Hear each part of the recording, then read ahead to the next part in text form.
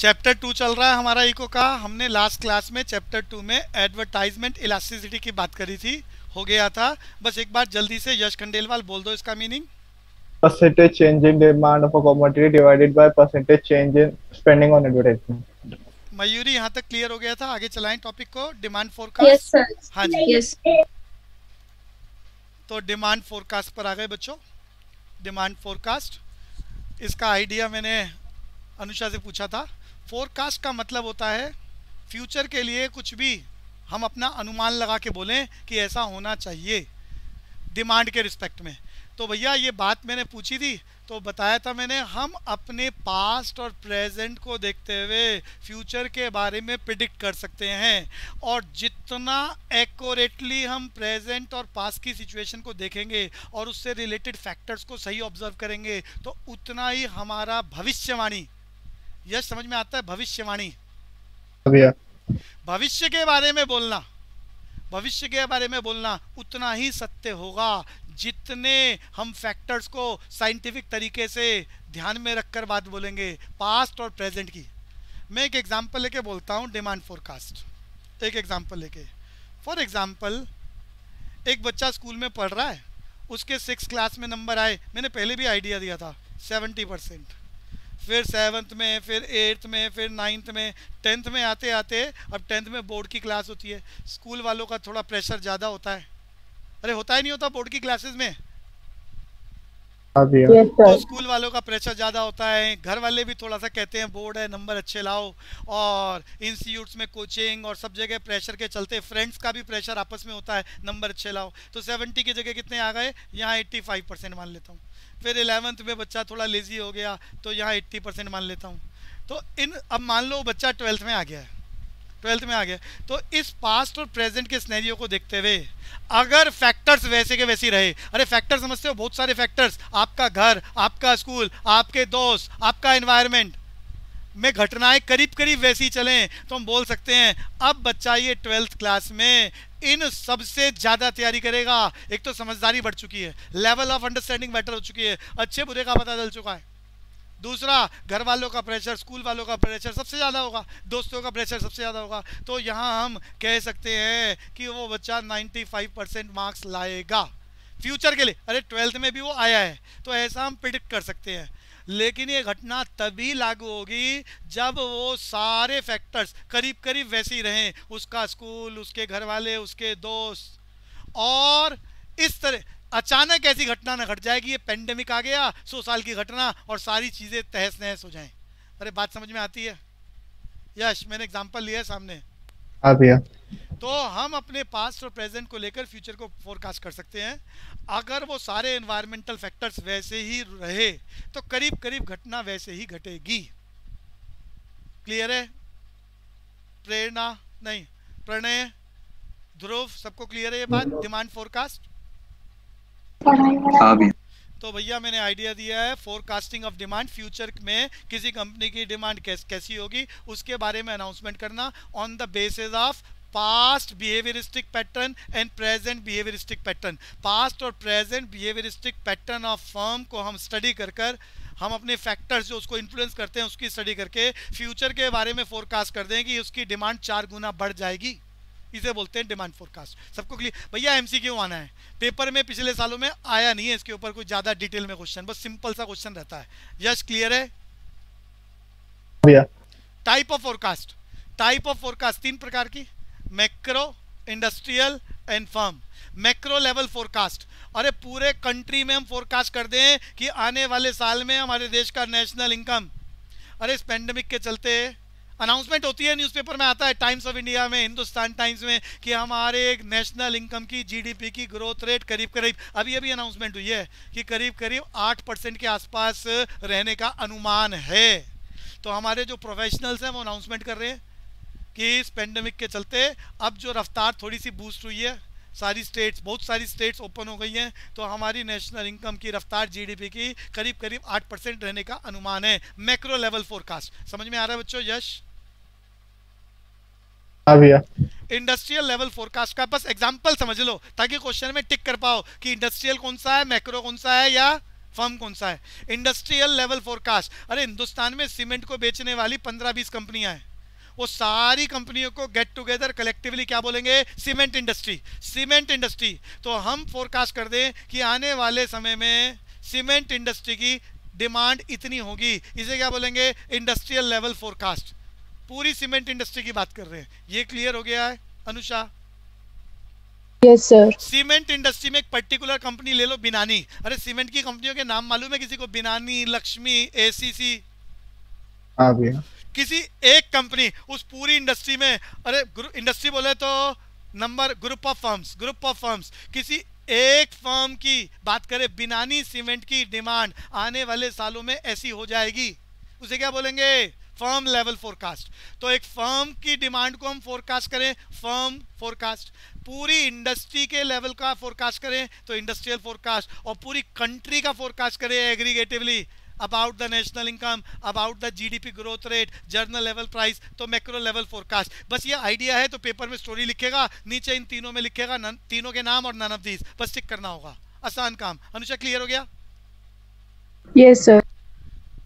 Forecast दो तरह के डिवीजन कर रहे हैं टाइम के according, short time demand forecast and long term demand forecast. भाई टेक्निकली जब आप बड़ी बड़े टॉप लेवल मैनेजमेंट में जाएंगे ना, इस तरह की चीज़ों को यूज़ करना आपके लिए ज़रूरी होगा। जब आप प्लानिंग का काम करेंगे, टॉप लेवल मैनेजमेंट में 100 करोड़ रुपए की एक एक दिन की कंपनी की सेल है, तो ये सारे टॉपिक बहुत इन्फ्लुएंशियल है डिसीजन लेने में, प्लानिंग करने में। अनुषा को बात समझ में आ रही है? Yes sir. ऐसे समझ लो आप गोल्ड इंडस्ट्री में, गोल्ड, गोल्ड समझ में आता है? यश, गोल्ड भैया। तो गोल्ड के बारे में प्लान करेंगे ना भैया, गोल्ड इंडस्ट्री में सोने का भाव बढ़ रहा है, घट रहा है, तो हमारे इस साल में with in a period of 1 year gold का दाम क्या होने वाला है, बढ़ने वाला है, घटने वाला है, या कांस्टेंट रहेगा, इस बात को बोलना, फोरकास्ट करना, और फिर उसके अकॉर्डिंग प्लानिंग करना। हम कितना गोल्ड स्टॉक करेंगे, हम उस इंडस्ट्री में हैं, इसे क्या बोलते हैं? Short term demand forecast, short term demand forecast. अरे ये बात गोल्ड इंडस्ट्री की भी नहीं है, अगर आप इन्वेस्टर हो, यश मेरी बात समझ में आ रही है? यू आर इन्वेस्टर, हाँ भैया। आपके पास 10 करोड़ रुपया, एग्जाम्पल ले रहा हूँ जी, अरे एग्जाम्पल ले रहा हूँ, 10 करोड़ रुपया है इन्वेस्टमेंट के नाम से, तो आप उसका कुछ पैसा शेयर्स में लगाओगे, कुछ पैसा बिल्डिंग्स में लगाओगे, कुछ पैसा मेटल पे लगाओगे, इस तरह से उसका सेग्रीगेशन करोगे, सेग्रीगेट करोगे कि आपका रिवॉर्ड भी मैक्सिमम हो और आपकी सिक्योरिटी, पैसे की सिक्योरिटी भी सबसे ज़्यादा हो। पोर्टफोलियो इन्वेस्टमेंट बोलते हैं इसे। अरे आगे आएंगी ये टर्म्स भी, पोर्टफोलियो इन्वेस्टमेंट। ये जो हमारा बीसीके है, अरे बीसीके बोले तो Anusha? Business and commercial knowledge. हाँ, ये छोटी छोटी टर्म्स आएंगी। पोर्टफोलियो इन्वेस्टमेंट क्या होती है, इसके लिए हर कंपनी पोर्टफोलियो मैनेजर रखती है अपने यहाँ। अरे समझ में आ रहा है यश? भैया। तो वो इन्वेस्टमेंट आप करोगे, और जब इन्वेस्टमेंट करोगे तो आपको मालूम है आपने इन्वेस्टमेंट गोल्ड में भी कर रखी है, तो फिर आपकी प्लानिंग चलेगी ना कि आपके साल में क्या पोजीशन हो सकती है गोल्ड की, और लॉन्ग टर्म में क्या पोजीशन हो सकती है, उसके अकॉर्डिंग आप अपने स्टॉक को कम या ज़्यादा करोगे और अपने प्रॉफिट को मैक्सिमाइज करने का काम करोगे। मेरी भाषा समझ में आ रही है? ये सब उन बड़े व्यापारियों के लिए है, ये सारी टर्मिनोलॉजीज, और वो प्लानिंग करके इन चीज़ों से अपने प्रॉफिट को, अपने रिसोर्सेज को ऑप्टिमाइज करने की कोशिश करते हैं। ध्रुव को समझ में आता है? शॉर्ट टर्म डिमांड फोरकास्ट का मतलब with in a period of 1 year के लिए प्रिडिक्ट करना कि आने वाले साल में जहां पर हम पैसा लगा रहे हैं इसकी पोजीशन कैसी होगी। और अगर हम 5 साल, 7 साल, अरे कम से कम 2 साल के बाद उस फील्ड में क्या होगा, 5 साल में कैसा होगा, या 7 साल, कम से कम 2 साल नॉर्मली 5 साल 7 साल के लिए होता है प्रिडिक्शन कि इस इंडस्ट्री में फॉर एग्जांपल अगर मैं गोल्ड की बात वापस करूं, अरे प्रॉपर्टी में भी ऐसा होता है, फोरकास्ट करते हैं कि लॉन्ग टर्म इन्वेस्टमेंट करते वक्त कि क्या होना चाहिए बड़ी बड़ी कंपनियों में। अरे भैया टर्म है आपकी ब्लू चिप शेयर्स, मालूम है क्या होते हैं यश खंडेलवाल? ये नहीं पता। ये सारे क्वेश्चन है आपके बीसीके के अंदर। ब्लू चिप शेयर्स, जिन कंपनियों की परफॉर्मेंस हिंदुस्तान में एक्स्ट्राऑर्डिनरी होती है, जो कंपनियों का डिविडेंड बहुत ज्यादा होता है, जिन कंपनियों के शेयर्स के दाम बहुत ज्यादा वॉलेटाइल। अरे वॉलेटाइल का मतलब क्या होता है अनुषा? वॉलेटाइल बेच या खरीद सकते हैं। अरे वॉलेटाइल का मतलब होता है अप एंड डाउन बहुत ज्यादा होता है। ये सारी टर्म्स आएंगी आपके बीसीके में। वॉलेटाइल आखिरी चैप्टर में यही खेल चलेगा, टर्म्स है सारी। वॉलेटाइल मार्केट क्या होती है? तो जिस कंपनी के शेयर्स बहुत ज्यादा वॉलेटाइल, 5,000 रुपए का शेयर है, शाम तक पता चला 5500 का हो गया, अगले दिन पता चला 4200 का हो गया। Up and down, volatile market, dividend highest रहता है, परफॉर्मेंस एक्स्ट्राऑर्डिनरी रहती है। ऐसी कंपनी के शेयर्स को ब्लू चिप शेयर्स बोलते हैं। क्या बोलते हैं, जल्दी बोलो। और ऐसी कंपनियों का नाम ब्लू चिप कंपनियां होती हैं। अरे जल्दी जल्दी बोलते जाओ यश। ये ब्लू चिप शेयर्स होते हैं। और ऐसी कंपनियों को ब्लू चिप कंपनियां बोलते हैं। तो कुल मिला के मैं कहना चाह रहा था, ऐसी जगह पैसा लगा रहे हो तो फोरकास्ट करोगे ना, 5 साल बाद कैसा होगा, 7 साल बाद कैसा होगा, इसके इंडिकेटर होते हैं। मजे की बात है, कॉलेज में आप ये फार्मूले भी सीखोगे कि 5 साल बाद की प्रिडिक्शन निकालने के लिए कौन सा फार्मूला बेस्ट है। उनके मेथड्स के भी नाम आपको पता चलेंगे। एक मेथड में बता देता हूँ, लीस्ट स्क्वायर मेथड। क्या बोला है मैंने, जल्दी से बोलना यश। Least square method. तो बहुत सारे फार्मूले भी पढ़ोगे कॉलेज में 4th 5th सेमेस्टर में कि भैया ये कौन कौन से मेथड्स हैं जिसके अकॉर्डिंग हम 5 साल बाद की प्रिडिक्शन कर सकते हैं, लॉन्ग टर्म फोरकास्ट। और उन बातों को सीखकर प्रैक्टिकली आप अपनी इंडस्ट्री में फॉलो करोगे और अपने रिसोर्सेज को ऑप्टिमाइज करोगे। क्लियर है बच्चे? Short term, long term. Short term with in a period of 1 year, long term at least 5 year 7 years और मोर। क्लियर है बच्चों? हाँ भैया। फोरकास्ट को लेकर अंतिम डिस्कशन। ये जो फोरकास्ट हम करते हैं डिमांड को लेकर, इसके बड़े सारे मेथड्स हैं, बड़े सारे मेथड्स हैं। मैं जो मेथड्स आपकी बुक में मेंशन है उसका चर्चा करने जा रहा हूँ। सबसे पहला method, survey of buyers intention. Anusha बताओ, ये सर्वे ऑफ बायर्स इंटेंशन क्या होती है?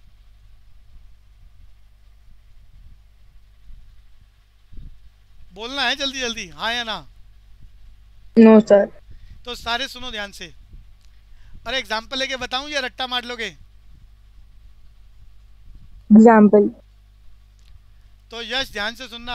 आपको किसी कंपनी में एज ए मैनेजर अपॉइंट किया, आपके नाम के आगे सीए लगा हुआ है, बहुत सारी प्रोफेशनल डिग्रीज हैं आपके पास। कंपनी ने आपको मैनेजिंग डायरेक्टर की पोस्ट पर, एमडी की पोस्ट पर या सीईओ की पोस्ट पर अपॉइंट कर लिया। यश बात समझ में आ रही है? हाँ भैया।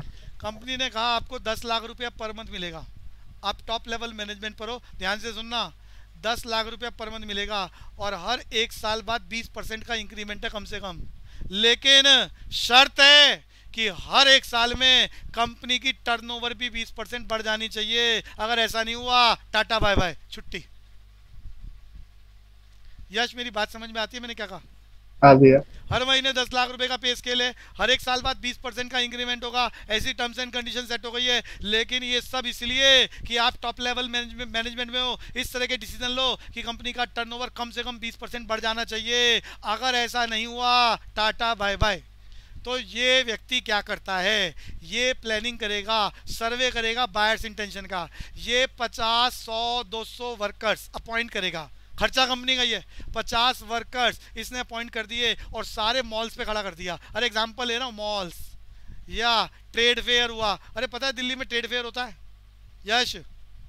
हाँ भैया पता तो है। वहां पर लोगों को खड़ा कर दिया, उनको एक विशेष प्रकार का फॉर्म दे दिया कि जो भी आए, पेट्रोल पंप पर लोगों को खड़ा कर दिया, जो भी आए उनसे फॉर्म भरवाओ। आपका नाम क्या है, आप कहाँ रहते हैं, आपका घर अपना है और इस घर में, और आप कंपनी कौन सी हो। मैं एग्जांपल ले रहा हूँ, नैरोलैक कंपनी हो, नैरोलैक कंपनी हो, मैनेजिंग डायरेक्टर हो और यश को ऐसी कंडीशन सुना दी है। तो यश ने 50 लड़के अपॉइंट करे, कंपनी के खर्चे पर जगह जगह खड़ा कर दिया और ओपिनियन, अरे सर्वे कराया जा रहा है। ये मैनेजर, ये यश उन सारे लड़कों को कह रहा है वो फॉर्म भरवा के लाओ कि आपका नाम, आपका घर और आपके घर में कौन सा कलर है, पेंट कौन से कलर का पेंट कर रखा है और सबसे अच्छा कलर कौन सा है, पेंट कौन सा है। अरे बात समझ में आ रही है यश मैंने क्या कहा? भैया।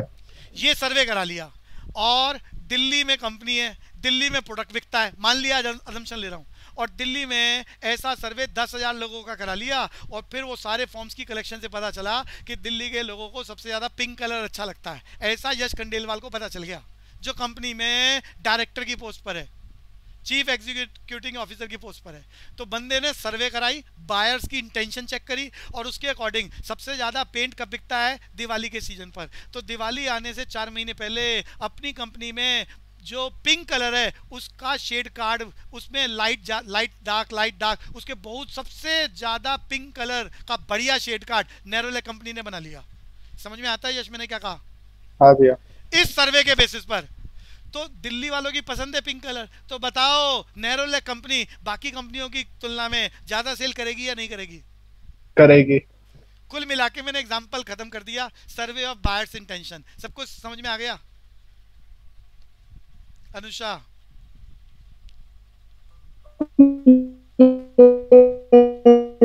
अरे आवाज कहाँ गई भैया? अरे हर्ष आपको आ रहा है? Yes sir. तो जो मैं बातें बता रहा हूँ ये कल को आपको फॉलो करनी होगी। मैं हिंट भी दे रहा हूँ, एग्जांपल भी बता रहा हूँ। ये एग्जांपल कहीं किताबों में नहीं मिलेंगे ढूंढने से। तो सर्वे मैंने बता दिया, सर्वे ऑफ बायर्स इंटेंशन, इसका बेनिफिट कैसे होता है, और इसको लेकर डिमांड को फोरकास्ट कर दिया उसने। यश ने अपनी सेल बढ़ा ली और अपनी सैलरी को भी पक्का कर दिया। 20% इंक्रीमेंट की बात भी पक्की हो गई। कलेक्टिव ओपिनियन मेथड की बात करूंगा। Collective opinion method, collective opinion method में एग्जांपल ले लेते हैं जी। अब की बार ध्रुव फार्मास्यूटिकल कंपनी की टॉप मोस्ट सीट पर है। अरे ध्रुव समझ में आ रहा है? हाँ भैया फार्मास्यूटिकल कंपनियां बोले तो ड्रग कंपनियां दवाइयां बेचती हैं। इनके सेल्स एग्जीक्यूटिव होते हैं जो हर डॉक्टर के पास जाते हैं, सारे हॉस्पिटल में जाते हैं और बताते हैं, मार्केटिंग करते हैं कि ये देखो जी हमारी कंपनी का प्रोडक्ट है, यही वाली दवाई रिकमेंड करना। अरे मयूरी मेरी बात समझ में आती है आपको? Yes sir. अरे जैसे आजकल बुखार की का सीजन चल रहा है, सीजन बोल सकते हैं जी। तो ऐसी कंडीशन में बुखार की दवाइयां बनाने वाली मोर देन 50 कंपनियां हैं दिल्ली में, 50 से ज्यादा कंपनियां, और साल्ट सेम है। अरे साल्ट समझ में आता है सबको? पैरासीटामोल, पैरासीटामोल साल्ट का नाम है। अब उसको एक कंपनी डोलो के नाम से बना के बेच रही है, दूसरी कंपनी क्रोसिन के नाम से बना के बेच रही है, तीसरी कंपनी, ऐसी 50 कंपनियां 50 नामों से वो साल्ट, सेम साल्ट बेच रही है। और यश समझ में आ रही है मेरी बात? हाँ भैया। तो भैया हर कंपनी को अपनी सेल बढ़ानी है, नोट कमाने हैं, तो वो कंपनी अपनी मार्केटिंग करेगी, सेल्स एग्जीक्यूटिव हायर करेगी, जगह जगह भेजेगी, सारे हॉस्पिटल्स में, डॉक्टर्स के पास कि भैया ये हमारी वाला प्रोडक्ट है, ये ज़्यादा बेटर है और इसको रिकमेंड करना। ये समझ में आता है? Sales executive.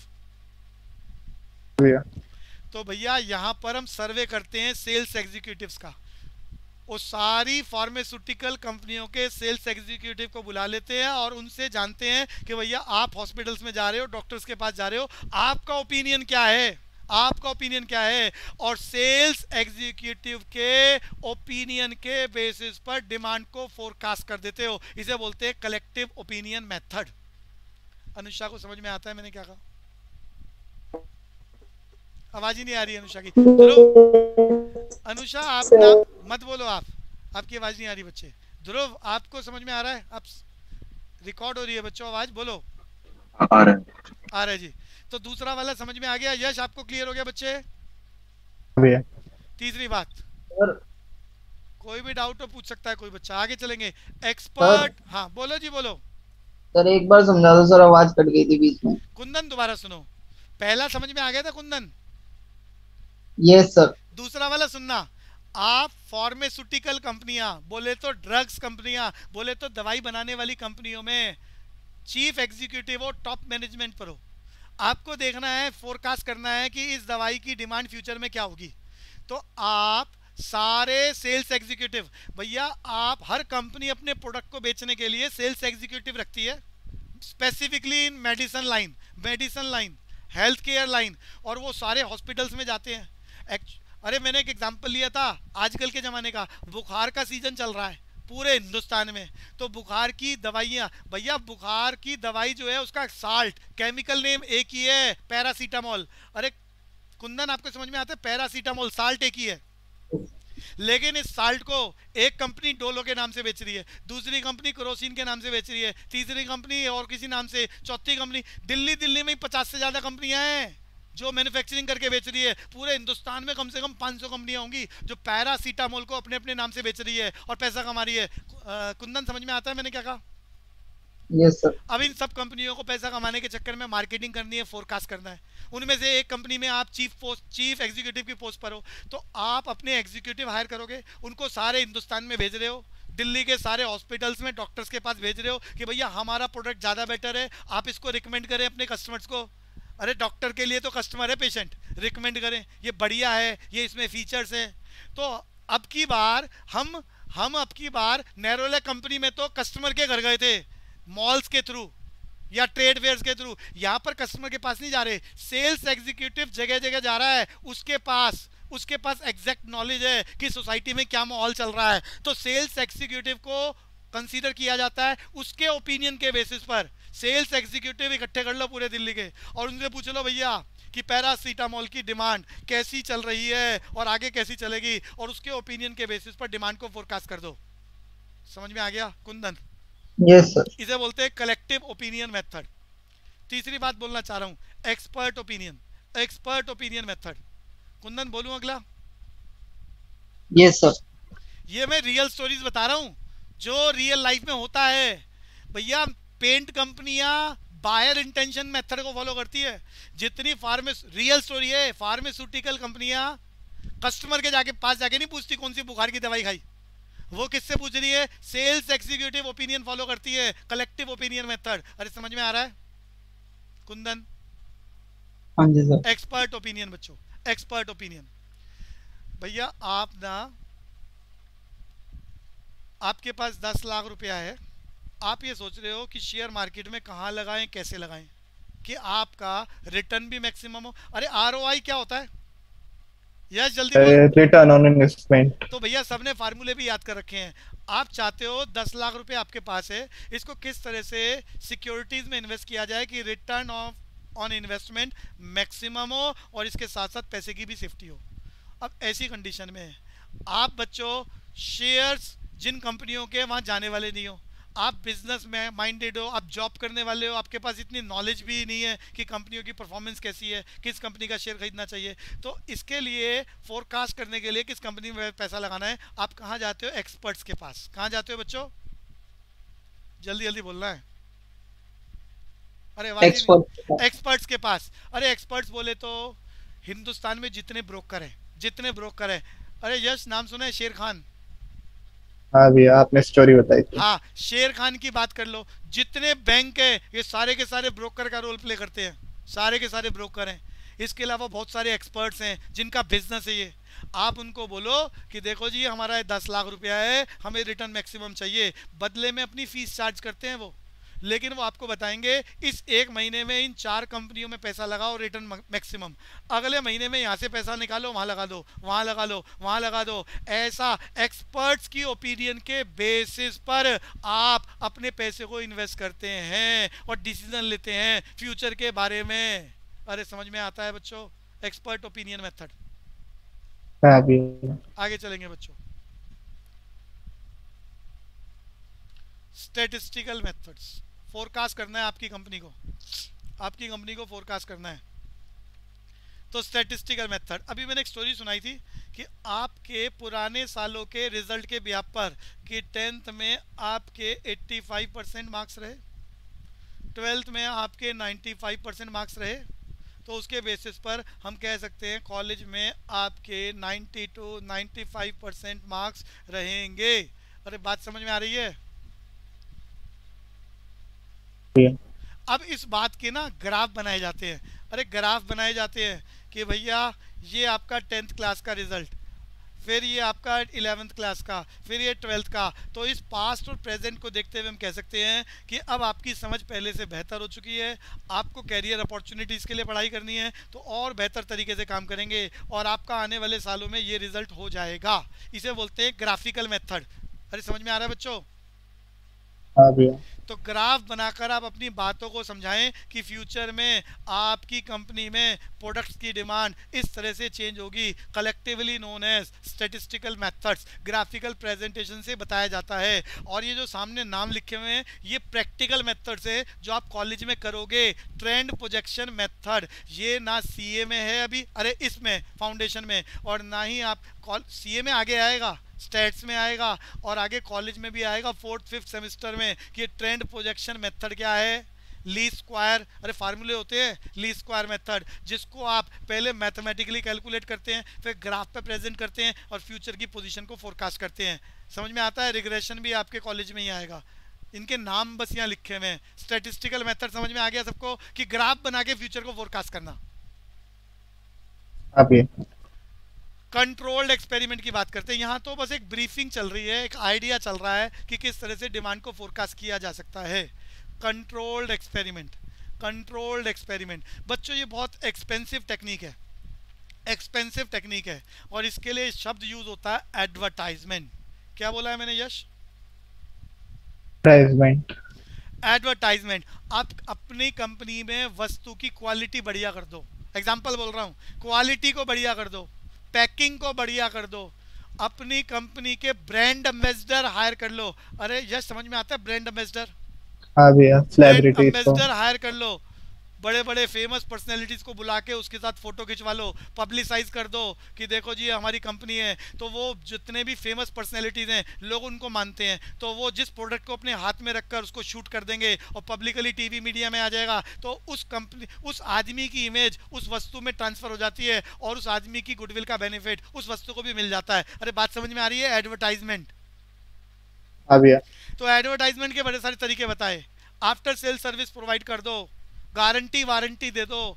ऐसा करने से पहली बात तो ये बहुत एक्सपेंसिव है, पैसा लगता है। ऐसा करने से डिमांड फोरकास्ट को बदला जा। अब डिमांड आज हम कह रहे हैं हमारे रोज के 100 यूनिट बेच रहे हैं, लेकिन अगर हम इस तरह के एक्सपेरिमेंट्स कर लें एडवर्टाइजमेंट के, तो हम फ्यूचर के लिए फोरकास्ट कर सकते हैं कि हम 1000 यूनिट पर डे बेचेंगे, 100 की जगह 1000 यूनिट पर डे।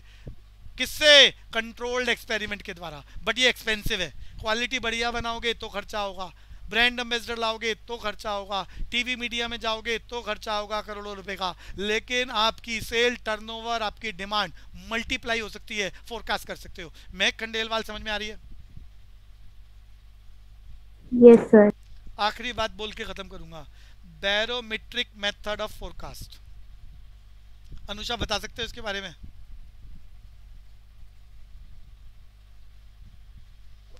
बोलो जी। No, sir.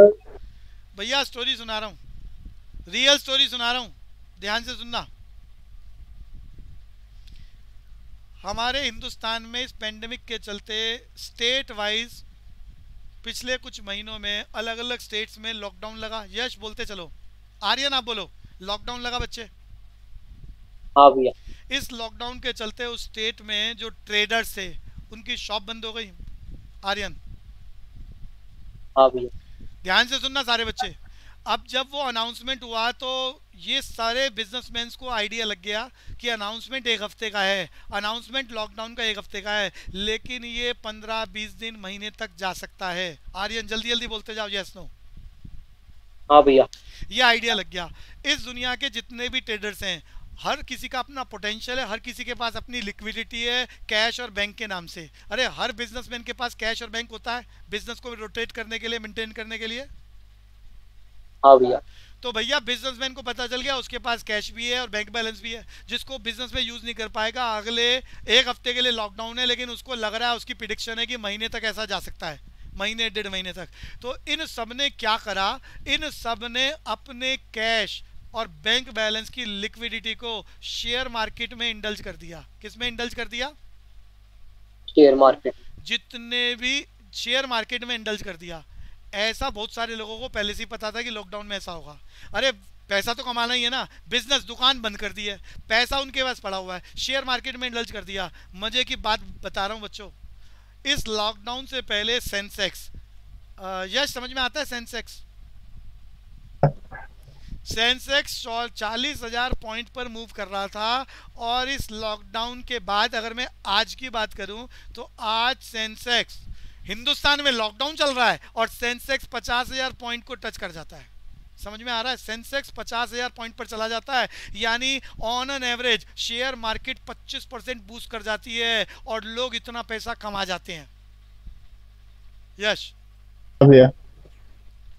तो इस पेंडेमिक में भी इन बातों को ये जो पेंडेमिक है, इस पेंडेमिक को मैं बोल रहा हूं बैरोमीटर। इस तरह के इंसिडेंटल घटनाओं को देखते हुए आप फोरकास्ट कर लो कि शेयर मार्केट में जंप आएगा और कम से कम 20 से 40% एक्टिविटीज बढ़ जाएंगी। बैरोमीटर्स को, जो घटनाएं कभी कभी घटती है, अरे एक तो होता है नॉर्मल ट्रेंड कि आपके 10वीं 12वीं के ट्रेंड को देखते हुए हम ये कह दें कि आपका रिजल्ट अब 90% आएगा फ्यूचर में। ये नॉर्मल ट्रेंड है जो इस तरह के पेंडेमिक में काम नहीं करेगा। कोरोना जैसी घटनाएं घट जाएं, अचानक कोई वॉल्केनिक इरप्शन आ जाए, अचानक सुनामी आ जाए, इसको तो कोई प्रिडिक्ट ही नहीं कर सकता। लेकिन जब ऐसी घटनाएं आ जाएं तो इन घटनाओं को देखते हुए फ्यूचर को प्रिडिक्ट करना, ये बैरोमीटर्स, पेंडेमिक की बात कर रहा हूं, वॉल्केनिक इरप्शन की बात कर रहा हूँ, अर्थक्वेक की, कुछ ऐसी डिजास्टर आ जाए, फ्लड आ जाए किसी रिवर में, और उसके बाद वहाँ के आसपास के लोग उस बैरोमीटर, उस फ्लड को लेते हुए, कंसीडर करते हुए फ्यूचर की डिमांड को फोरकास्ट कर दें, इसे बोलते हैं बैरोमेट्रिक मेथड ऑफ फोरकास्ट। समझ में आ गया यश?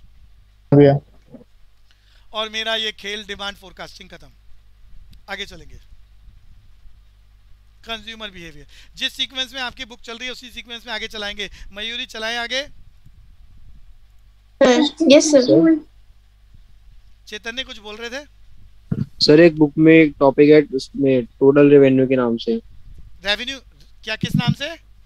टोटल रेवेन्यू के नाम से एक टॉपिक है। अरे पढ़ेंगे ना, वो तो प्रोडक्शन एंड कॉस्ट के चैप्टर में पढ़ेंगे।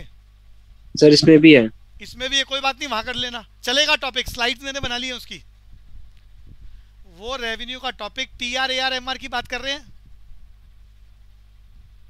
चैतन्य एक बार बोलेगा? सर इसमें टोटल रेवेन्यू में लिख रखा है प्राइस इफेक्ट, क्वांटिटी इफेक्ट कैसे दे रहा है? अरे हाँ, वो हमारा आने वाले चैप्टर्स में चलेगा, बहुत डिटेल में, बहुत डिटेल में। चलूँ आगे बच्चे, वहाँ कवर हो जाएगा बच्चे, तैयार है वो? तो अभी हमारा कंज्यूमर बिहेवियर, कंज्यूमर बिहेवियर को सबसे पहले जिस आदमी ने लिखा उसे बोलते हैं मार्शेलियन अप्रोच, और फिर उसने उसको लेकर डिमांड इलास्टिसिटी ऑफ डिमांड, मैंने चैप्टर पूरा खत्म करा दिया। बस ये याद कर लो कि ये Marshallian approach based on the assumption of cardinal utility. पूरी क्लास आर्यन का नंबर है, कार्डिनल यूटिलिटी एक लाइन में बोल दो क्या होती है। मार्शेलियन चैप्टर का बेसिक अजम्पशन है कार्डिनल अप्रोच। आर्यन बताएगा? बोले अनुषा आप बोलो। The level of satisfaction which can be measurable in terms of utils. Aryan ये याद हो गया? हाँ सर। भैया सेटिस्फेक्शन को जब भी कुछ खाते हो अच्छा लगता है, इसे नापा जा सकता है। ऐसा कौन बोल रहा है? Marshall, Alfred Marshall. और इस बात को क्या बोलते हैं? Cardinal utility approach. ये अजम्पशन है एल्फ्रेड मार्शल की, मार्शेलियन अप्रोच की। नाम याद कर लो कार्डिनल यूटिलिटी, मीनिंग याद कर low level of satisfaction which can be measurable in terms of यूटिल। और इस बात को लेकर उसने पूरा चैप्टर लिख दिया, मैंने खत्म करा दिया। इसमें सिर्फ एक बात बची है, कंज्यूमर इक्विलिब्रियम। आर्यन क्लियर है? कंज्यूमर इक्विलिब्रियम मार्शेलियन का स्टिल पेंडिंग, क्लियर है बच्चे? हाँ भैया। अब हम बात कर रहे हैं ऑर्डिनल यूटिलिटी। मार्शल के जाने के बाद नया आदमी आ रहा है हिक्स, इसे बोलते हैं हिक्सियन अप्रोच। उसने कहा कि ये सेटिस्फेक्शन हो रही है खाने से, ये तो बात ठीक है, लेकिन इसे दुनिया में कभी नापा नहीं जा सकता। ऐसा यूटिल के नाम का कोई पैमाना नहीं है कि कोई आदमी बोले खाने से 20 यूटिल मिला और कल खाया था 5 यूटिल मिला। लोगों ने उसकी बात मान ली, मानते ही इस आदमी की अजम्पशंस एक्सेप्ट हो गई दुनिया में। इसने कहा जब भी कोई खाता है अच्छा लगता है, लेकिन हम ये बोल सकते हैं आज का अच्छा कल से ज़्यादा अच्छा था। आज खाना खाया जो कल से अच्छा था, कल जो खाएंगे वो बुरा होगा। अच्छा और बुरा बोल सकते हैं, कितना अच्छा कितना बुरा ये नहीं बोला जा सकता। इसे बोला गया ordinal utility concept made by Hicks. Aryan समझ में आया? हाँ भैया। ऑर्डिनल यूटिलिटी याद करो, level of satisfaction which can not be measurable in terms of util but it can be ranked. इस मेथड में कौन? हिक्स बोल रहा है। आप ये तो कह सकते हो कि आज का खाना A is better than B, is better than C, is better than D, कि A से मिलने वाली सेटिस्फेक्शन B से ज़्यादा है, B की सेटिस्फेक्शन C से ज़्यादा है, C की D से ज़्यादा है, लेकिन कितनी ज़्यादा है इसको यूटिल नाम से हम रिफ्लेक्ट नहीं कर सकते, ऐसा कोई स्केल नहीं बना। तो ऑर्डिनल यूटिलिटी याद हो गया, level of satisfaction which can not be measurable but it can be ranked. Aryan याद हो गया ऑर्डिनल? हाँ भैया। किस आदमी ने लिखा? हिक्स ने। हिक्स ने, हिक्सियन अप्रोच बोलते हैं। और यहाँ पर मैं हिक्स का चैप्टर शुरू करने वाला हूँ इंडिफरेंस कर्व का। खेल आगे चलाते हैं, एक एक नंबर की टर्म्स बता दी, MCQ में टिक कराएगा वो। यूटिलिटी सबको याद है, यश बोलेगा utility means the level of satisfaction. It refers the want satisfying power of a commodity in terms of मेरे utils. हाथ में एक पेन है, इस पेन को यूज करने से मुझे अच्छा लग रहा है, नोन एज यूटिलिटी। इस वस्तु की ताकत है कि इसको यूज करने से कस्टमर को कुछ अच्छा लग रहा है, want satisfying power of a commodity. दूसरी भाषा है लेवल ऑफ सेटिस्फेक्शन। याद हो गया मयूरी? चलता चलूं आगे। Yes sir. टोटल यूटिलिटी एक बार मैं एग्जांपल लेके बता दूं, फिर ये तीनों बातें खत्म हो जाएगी। बच्चों यहाँ 3 शब्द चल रहे हैं। एक लड्डू खाने से अच्छा लगेगा, मार्जिनल यूटिलिटी। एक बारी में जितने लड्डू खाओगे, एक बार खाना खाने बैठ गए, लड्डू खा गए 2 4 5, जितने लड्डू खाओगे उससे जो सेटिस्फेक्शन मिलेगी उसे बोलेंगे यूटिलिटी। कोई गिवन पीरियड ऑफ टाइम ले लो, 1 महीना 1 साल, उसमें आपने जितनी बार भी लड्डू खाए हैं उससे मिलने वाली सेटिस्फेक्शन टोटल यूटिलिटी। आर्यन आपको समझ में आ गया मैंने क्या कहा? हाँ भैया। अब ये तीनों याद कर लो, तीनों याद कर लो। पहला मार्जिनल यूटिलिटी, यूटिलिटी को बोलते हैं सेटिस्फेक्शन, मार्जिनल को बोलते हैं additional. Language, addition in total satisfaction due to additional unit of a commodity consumed by the consumer. Kundan formula ये बोल सकता है ये बच्चे? एमयू, अरे कौन बोलेगा जल्दी से, कोई एक बच्चा बोलो एमयू का meaning. Additional satisfaction from the additional consumption of the commodity is known as marginal utility. इसके बाद एमसीक्यू में तो फार्मूले तैयार कर लो। एक TUN माइनस TUN माइनस 1, यश याद हो गया? दूसरा फार्मूला होता है delta TU divided by delta unit of a commodity consumed by the consumer. याद हो गया बच्चों फार्मूले? हाँ भैया। आगे चलूंगा। एमयू का मतलब है एक लड्डू को खाने से जो सेटिस्फेक्शन मिल रही है, एमयू। मीनिंग याद कर लिया, फार्मूले याद कर लिए। मयूरी चले आगे, यूटिलिटी की बात करें। Yes, sir. यूटिलिटी याद कर लिया, want satisfying power of a commodity. अब टीयू की बात कर रहा हूँ, टोटल यूटिलिटी की बात कर रहा हूँ। सामने फार्मूला भी याद कर लेना।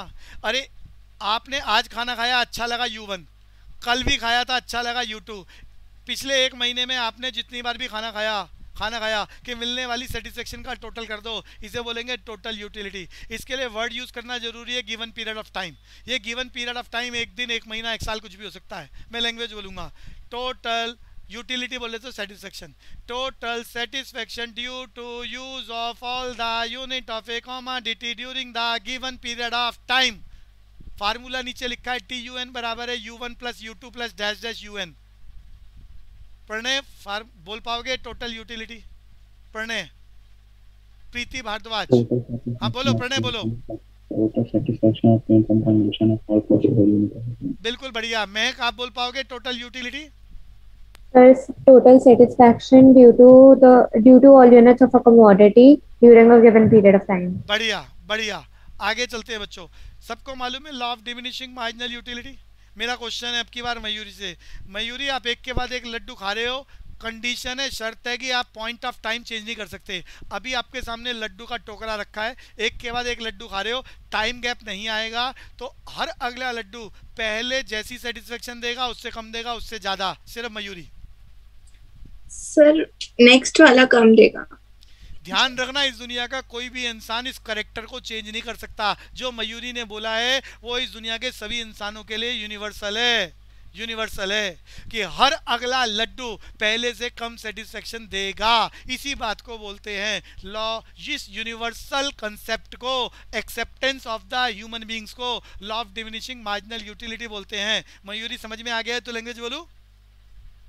Yes, sir. When there is a continuous use of a commodity one by one, the successive unit gives lesser satisfaction, known as ting tong law of diminishing marginal utility. Mayuri repeat करेगी।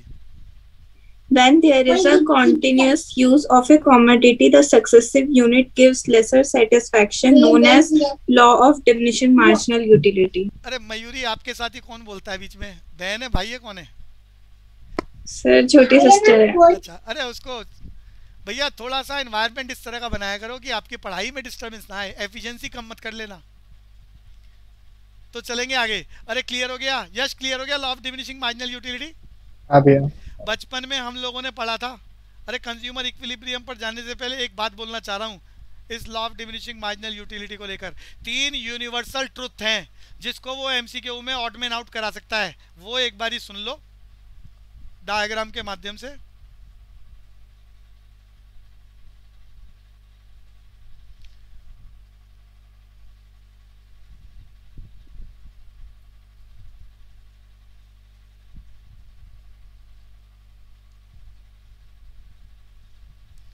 अरे ऊपर वाले diagram को मैं क्या नाम दूं जो मैंने अभी बनाया है सामने? सिर्फ यश, यश टोटल यूटिलिटी। दोबारा बोलना क्या? Total utility. बढ़िया। और नीचे वाला एमयू। सारे देख लो, ये नीचे यूनिट्स ऑफ एक्स चल रहा है, यूनिट ऑफ एक्स। 3 बातें यस नो के पॉइंट ऑफ व्यू से एमसीक्यू में इंपॉर्टेंट बात है, total utility and marginal utility of commodity x. आप ये यूनिवर्सल एक्सेप्टेंस है, नियम की बातें चल रही हैं। पहली बात, क्या? सिर्फ सुनना और याद करना ताकि आप क्वेश्चन का ऑप्शन टिक कर सको। When marginal utility starts falling but positive, जब तक मार्जिनल यूटिलिटी घट रहा है और पॉजिटिव है, एक के बाद एक लड्डू खाने से, तो यहाँ पर आपको याद करना है टोटल यूटिलिटी इंक्रीजिंग। अरे ये बात लिखेगा और कहेगा कौन सी सही है। ये क्लियर हो गया, याद हो गया मयूरी को? When marginal utility starts falling but positive, TU increasing. याद हो गया बच्चे? Yes sir. अगली बात बोल रहा हूँ, when marginal utility is zero, TU is maximum. ये याद हो गया? अरे कहाँ गए बच्चे, वो बोल नहीं रहे। अरे अनुषा याद हो गया? Yes sir. और आखिरी बात बोल रहा हूँ, when marginal utility is negative, TU starts falling. ये तीनों बातें याद हो गई बच्चों? Yes sir. इन तीन में से वो एक गलत लिख देगा, बाकी सही लिख देगा, कहेगा कौन सी गलत है, या एक सही लिखेगा बाकी गलत लिखेगा और कहेगा ऑड बेन आउट करो। क्लियर हो गया बच्चों? चले आगे, टीयू एमयू का खेल। Yes sir. अब हम बात करते हैं कंज्यूमर इक्विलिब्रियम। कोई बच्चा मुझे एक लाइन में बोल सकता है ये कंज्यूमर इक्विलिब्रियम क्या? यश? MUX is equal to PX। ना कंडीशन, अरे मैं अभी, अरे जो आप बोलना चाह रहे हैं वो कंडीशन है किसी एक इकोनॉमिस्ट की, बोले तो मार्शेलियन अप्रोच है वो, मार्शेलियन अप्रोच की कंडीशन है। मैं कंडीशन की बात ही नहीं कर रहा अभी। हर इकोनॉमिस्ट के बदलने पर कंडीशन तो बदली है, लेकिन ये इक्विलिब्रियम तो कभी नहीं बदला। आप जब भी बाजार में जाकर एज ए कंज्यूमर किसी चीज़ को खरीदना चाहते हो तो कितना खरीदोगे, कितना खरीदोगे, इस बात का फैसला हो जाए। इस बात को समझना समझाना कंज्यूमर इक्विलिब्रियम। आप हमेशा जब भी कंजम्पशन की बात करते हो, किसी चीज़ को खरीदते हो, कंज्यूम करते हो, तो उतना ही खरीदते हो जिससे आपका लेवल ऑफ सेटिस्फेक्शन मैक्सिमम रहे। इस बात को दुनिया का कोई भी कंज्यूमर बदल नहीं सकता।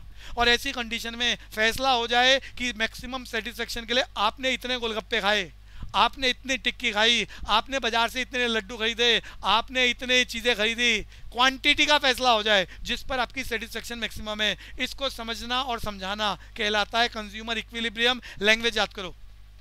Consumer equilibrium is a psychological phenomena where consumer obtain the maximum level of satisfaction. It leads to settlement of units in respect of commodity consumed by the consumer which cannot argue to change. Mehak Khandelwal, repeat. Consumer equilibrium. Sir, it is a psychological phenomena where consumer obtains the maximum level of satisfaction. It leads to the settlement of the point. Where the satisfaction is maximum. हाँ बिल्कुल ठीक है। कोई और बोलेगा? कोई एक बच्चा। आर्यन आपको समझ में आया कंज्यूमर इक्विलिब्रियम? हाँ भैया। सेटिस्फेक्शन मैक्सिमम होती है, ऐसी कंडीशन में क्वांटिटी ऑफ कॉमोडिटी सेटल हो जाती है।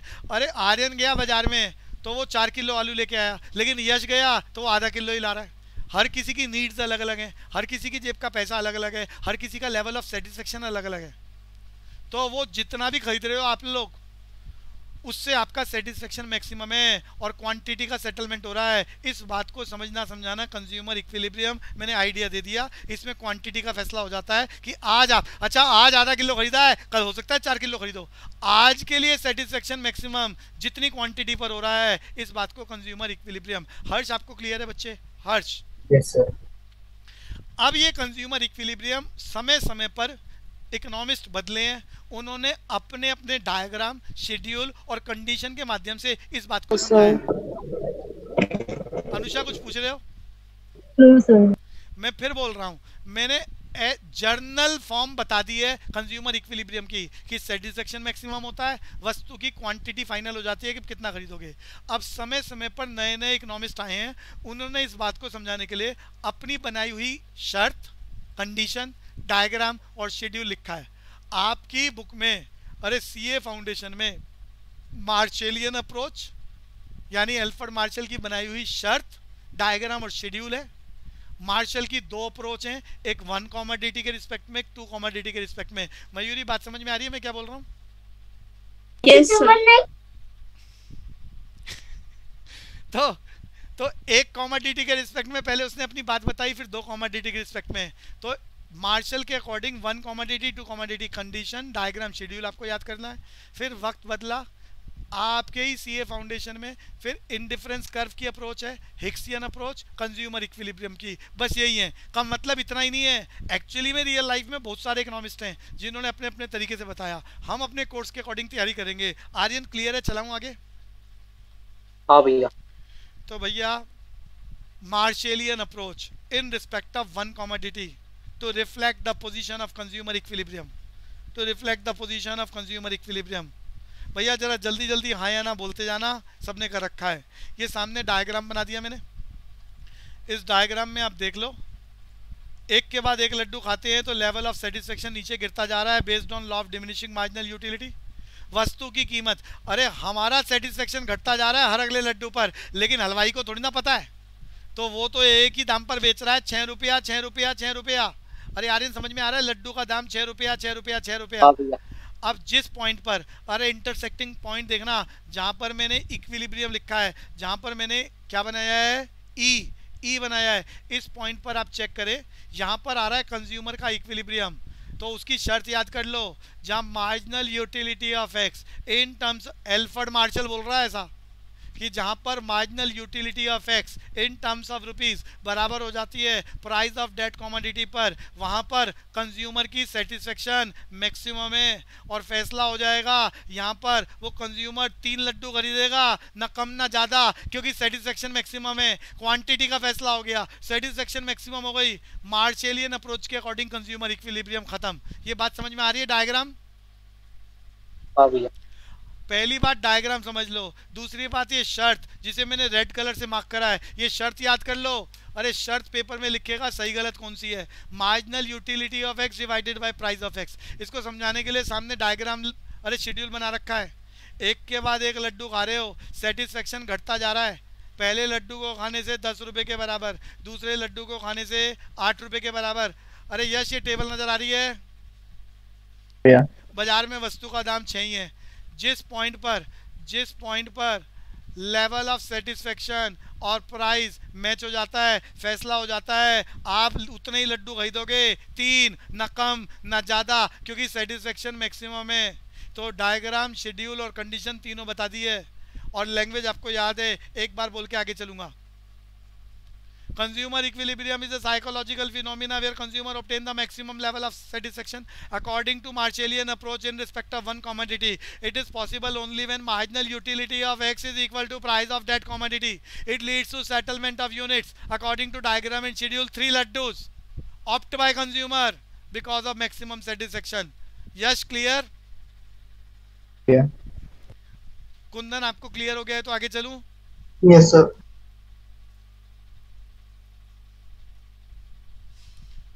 मार्शेलियन अप्रोच, वक्त बदलने पर मार्शल इसी बात को 2 कमोडिटी के साथ समझा रहा है। 2 कमोडिटी अप्रोच, पहले 1 कमोडिटी के रिस्पेक्ट में बताया था, अब 2 कमोडिटी। शुरू करूं आर्यन? हाँ भैया। शर्त याद कर लो, एल्फर्ड मार्शल के according in respect of 2 commodity, क्या marginal utility of x divided by price of x is equal to MUY by PY बराबर है मार्जिनल यूटिलिटी मनी। अरे शर्त याद हो जाएगी, जिसको वो टिक कराएगा। पहले शर्त याद कर लो, इस शर्त के अकॉर्डिंग मैंने सामने, अरे जो 1 कमोडिटी की बात थी उसी को ही फॉलो कर रहे हैं। ये मैंने ले लिया, अरे जो भी वस्तु आप लेना चाहो, यहाँ X कमोडिटी का लेवल ऑफ सेटिस्फेक्शन एक के बाद एक खाने पर घटता जा रहा है। इसको आप कोई भी नाम लिख सकते हो, मार्जिनल यूटिलिटी ऑफ एक्स। ये दूसरी वस्तु है, ये सामने दूसरी वस्तु का बना दिया, लेवल ऑफ सेटिस्फेक्शन घटता जा रहा है, एक के बाद एक यूज़ कर रहे हो। और ये आपकी जेब का पैसा है, ये आपकी जेब का पैसा है जो मैंने सामने दिखा दिया है यहाँ पर रेड कलर से। ये नज़र आ रहा है बच्चों सबको? ये नज़र आ रहा है? कुल मिला के आपने क्या देखा यहाँ पर, ये पॉइंट जिसको हमने ई से रिफ्लेक्ट कर रहा है, ई से रिफ्लेक्ट कर रहा है, इस पॉइंट पर इक्विलिब्रियम बोल रहा हूँ, क्योंकि यहाँ पर एक्स वस्तु से मिलने वाला सेटिस्फेक्शन, वाई वस्तु से मिलने वाला सेटिस्फेक्शन, और जो आपके पैसे का मार्जिनल यूटिलिटी है, लेवल ऑफ सेटिस्फेक्शन है, वो तीनों के तीनों मेट कर रहे हैं। तो यहाँ पर फैसला हो जाएगा कि कंज्यूमर एक्स की 3 यूनिट खरीदेगा, वाई के 2 यूनिट खरीदेगा, और वो उसको किसी भी हालत में बदलना नहीं चाहेगा, क्योंकि सेटिस्फेक्शन मैक्सिमम है। मैंने इस बात को सामने टेबल से समझा रखा है। आपकी जेब में माना 5 सिक्के हैं जिसे आप खर्च कर सकते हो, ये आपका बजट है, सिर्फ 5 सिक्के हैं 1-1 रुपए वाले। अरे समझा रहा हूँ, 5 सिक्के हैं, पहला सिक्का, दूसरा, तीसरा, चौथा, 5वां।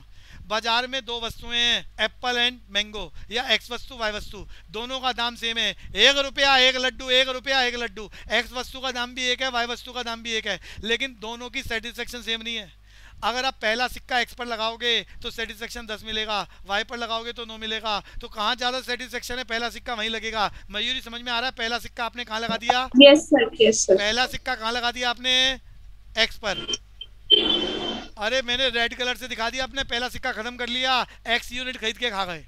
अब आप दूसरा सिक्का जेब से निकालोगे, जब तक ये सिक्के खत्म नहीं होंगे ये दुनिया, ये आपका मन आपको जीने नहीं देगा जब तक सिक्के खत्म नहीं होंगे। दूसरा सिक्का जेब से निकालो, वाई खरीदेंगे तो कितना सेटिस्फेक्शन? 9 मिलेगा। लेकिन वाई की जगह अगर आप एक्स खरीदोगे, अभी खा चुके हो, दोबारा खरीदोगे, सेटिस्फेक्शन कम आएगा 8। तो बताओ सेटिस्फेक्शन ज़्यादा कहाँ पर हो रहा है? वाई पर। तो दूसरा सिक्का वाई पर लगा दिया। अब तीसरा सिक्का आपकी जेब में निकालो, अगर एक्स पर लगाओगे 8 मिलेगा, वाई पर लगाओगे तो 6 मिलेगा। यश बताएगा तीसरा सिक्का कहाँ लगेगा?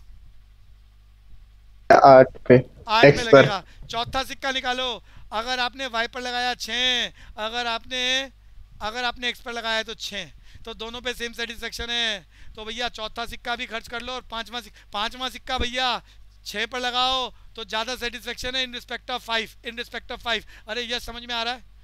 हाँ भैया। कुल मिला के आपके पांचों सिक्के खत्म हो गए, पैसे सारे खत्म हो गए, सेटिस्फेक्शन मैक्सिमम है। मार्जिनल यूटिलिटी ऑफ एक्स कितना है? 6। मैं ऊपर लिख देता हूँ, मार्जिनल यूटिलिटी ऑफ एक्स कितना है? 6। ऊपर लिख रहा हूँ कंडीशन पे। मार्जिनल यूटिलिटी ऑफ वाई कितना मिल रहा है? 6। और marginal utility of money assumption है क्वेश्चन में 6। तीनों बराबर हो गए। फैसला हो गया कि आप 3 यूनिट ऑफ एक्स और 2 यूनिट ऑफ वाई खरीदोगे, यहाँ पर सेटिस्फेक्शन मैक्सिमम होगा। अरे क्लियर है यश? भैया आगे चलेंगे भैया। मार्शेलियन कंसेप्ट फिनिश और शुरू होता है Hicksian approach based on ordinal utility. सबको अजम्पशन याद है? जल्दी से मेरे साथ रिवाइज कर लें। Ordinal utility means the level of satisfaction which cannot be measurable in terms of util but it can be ranked। चैतन्य यहाँ तक क्लियर है? शुरू करो इंडिफरेंस कर्व। Yes sir. बचपन में याद हो तो बोलो जरा, इंडिफरेंस कर्व क्या होता है? सामने डायग्राम बना हुआ है, बोल पाएगा? Indifference curve, various possible combination of two commodities like apple and banana which reflect the same level of satisfaction। भैया अलग अलग कॉम्बिनेशन है सामने एप्पल और बनाना के, कोई भी एक कॉम्बिनेशन सेलेक्ट कर लो, सेटिस्फेक्शन का लेवल सेम रहेगा। एप्पल जितना बढ़ा रहे हैं बनाना को कम कर रहे हैं, बनाना को बढ़ा रहे हैं एप्पल को कम कर रहे हैं। इस तरीके से the level of satisfaction can not be change और remains constant, known as indifference curve. अरे लैंग्वेज याद आ रही है यश? भैया लैंग्वेज बोलेगा कोई एक बच्चा जो बोल पा रहा है, कोई भी। Pair possible combination of two commodities which provide the same level of satisfaction on a consumer, it is known as IDC। हर्ष आप बोल पाओगे indifference curve? Dhruv indifference curve, indifference curve reflect various possible combination of two commodities which provide same level of satisfaction। बढ़िया। Indifference curve reflect the various possible combination of to commodities reflect the same level of satisfaction. Anusha याद हो गया? चलूं आगे। Yes sir. Indifference curve की 4 properties हमने अरे first semester में सबके आएगा, कॉलेज की बात कर रहा हूं मैं, ये सारी बातें। यश क्लियर हो रहा है बच्चे? भैया तो प्रॉपर्टीज ऑफ इंडिफरेंस कर्व हमने 4 प्रॉपर्टीज बचपन में याद करी थी, दोबारा याद कर लो। सीक्वेंस आगे पीछे कर सकते हो। पहली बात डाउनवर्ड स्लोपिंग, दूसरी बात हमेशा कैसा होता है? Convex to origin. अरे मैंने भी पिछली क्लास में बताया था, कन्वेक्स बोले तो शेप बना दिए मैंने सामने। आर्यन नजर आ रहा है? ये कन्वेक्स है आर्यन? हाँ भैया। Convex to origin. इंडिफरेंस कर पहली बात डाउनवर्ड स्लोपिंग, दूसरी बात याद करो कन्वेक्स टू ओरिजिन, तीसरी बात याद करो इंडिफरेंस कर बहुत सारे हैं, जितना इंडिफरेंस कर ओरिजिन से दूर जाएगा लेवल ऑफ सेटिस्फेक्शन बढ़ता जाएगा। और अगली बात याद करो, दो इंडिफरेंस कर्व कभी भी एक दूसरे को नहीं काटेंगे। तो भैया 4 बातें बोली है, एक बार जल्दी से कोई मैं सुना देता हूँ, अब याद कर लो। Indifference curve slopes downward. Number 2, indifference curve always convex to origin. Number 3, higher indifference curve reflect the higher level of satisfaction. And number 4, two indifference curve never intersect each other.